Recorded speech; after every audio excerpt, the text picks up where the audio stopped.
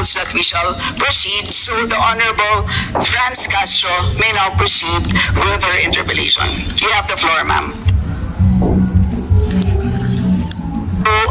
Madam Chair, siguro first observation, no, yung on the budget for the 2024, yung Vice President ang nagsabi, Madam Chair, na slow and low utilization. So nakita naman natin doon sa presentation. So yung utilization ay napakababa. Pero syempre comment ko lang, no, mas mabilis siya sa confidential funds. 100% in 11 days. Madam Chair, so according to the utilization of the confidential and intelligence funds submitted by the COA to us, no, so we have here surveillance and monitoring.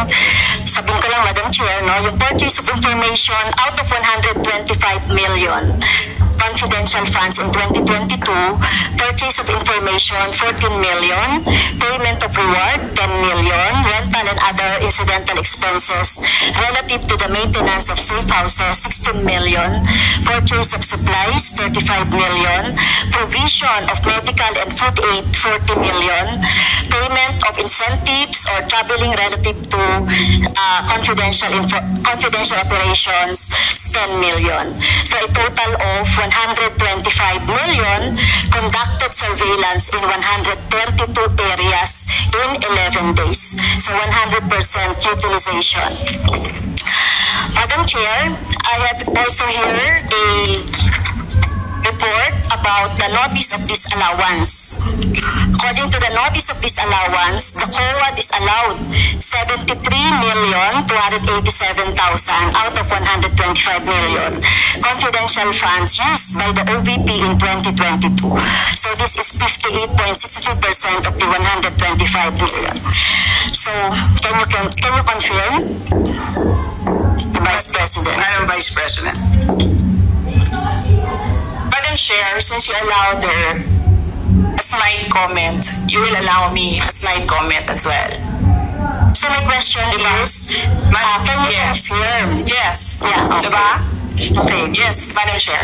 So before you proceed, may I remind both our guests and our resource You should have reminded her when she said the line, diba? I called your attention, Madam Chair.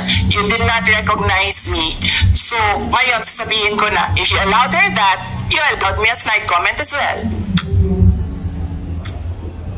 I don't recall hearing a snide comment, Madam Vice President. Ang snide comment, that's a matter of judgment. So please proceed with Secretariat, Madam Chair, I would like the Secretariat to repeat the first 3 lines of the comments. Point of order, Madam Chair. Point of order, Madam Chair, kasi parang... So let's please proceed with the answer. Point of order, Madam Chair, kasi parang siya yung nagpe-preside eh.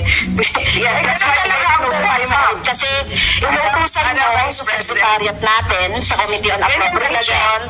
Yes, Alam mo diba? So, Madam Vice President, please proceed with the response. There's a question. Please proceed with the response.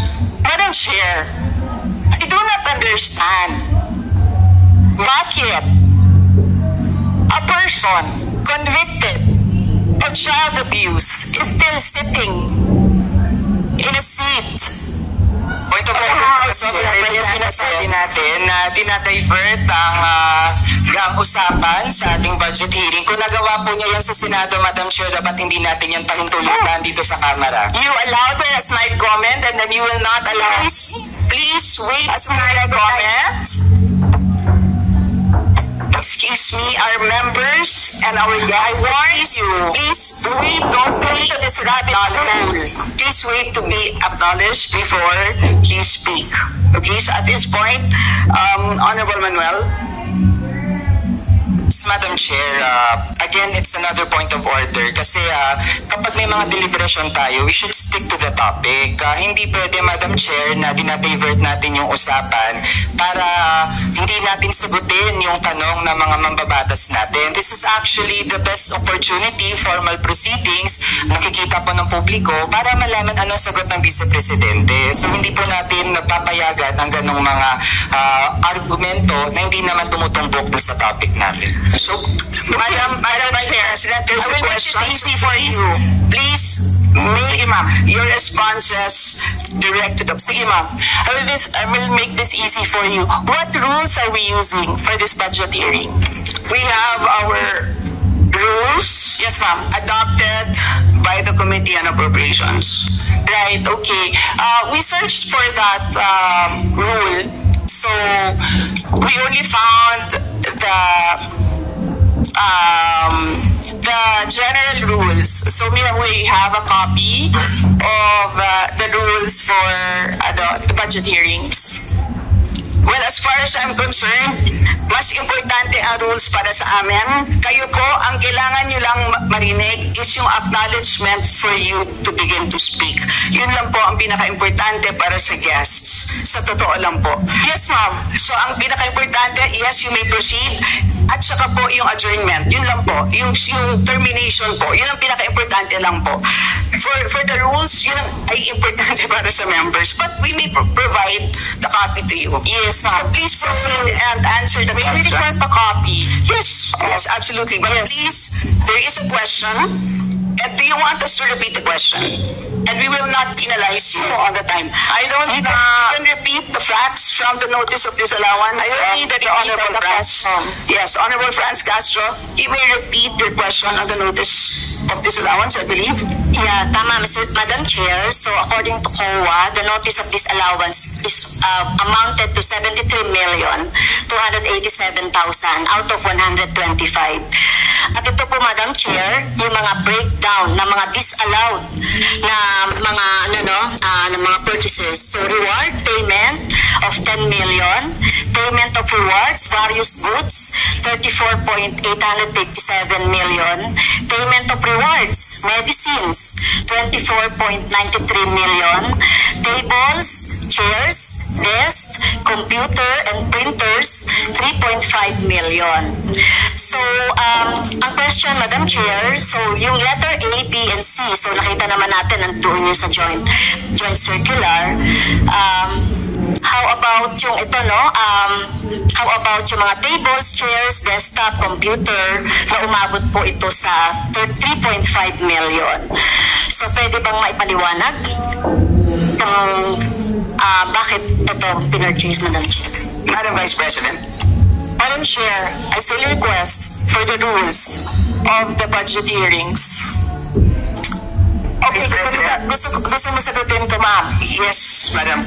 This is a hearing of the budget of 2025.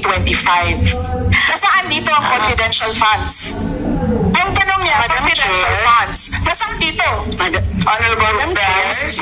And continuing, continuing questions pa natin noong 2024, during the last budgets, hindi na ipaliwanag itong 125 million na alam naman natin na wala ito sa budget ng 2022. So, ito, Madam Chair, sa rule naman natin, lahat dito tinatanong no? So, according to the budget, whether it is in the past, kasi nakikita natin yung utilization noong mga budget, kahit na yung past years, ay pwede natin busisiin dito, Madam Chair. Tama ba ako, Madam Chair? I will agree with you, the Honorable Franz Castro. You may proceed. Yes, ma'am. Vice President. Yun yung sagot ko, ma'am. Nasaan ang topic natin dito at ang pinasubmit ninyo sa amin is the budget proposal of 2025. Where in the budget proposal of 2025 is the item confidential funds. In aid of legislation nga ninyo, nakalagay nga doon sa rules ninyo, diba? The discussion should be germane to the topic. The topic is the 2025 budget proposal. Now tell me, Madam Vice President, the Honorable Franz Castro has already provided a sufficient explanation for why she asked the question. So please proceed with your answer. Madam Chair, why are we discussing the budget of 2023 and 2024? Honorable Franz Castro. So kung ayaw niya sagutin, Madam Chair, so let me go through na lang with my question. Kasi related naman ito. Remember, Madam Chair, question natin ito noong last year. Yung 125 million na ito ay hindi ito maipaliwanag, no? Dahil nga confidential no? Nagtago sa word na confidential.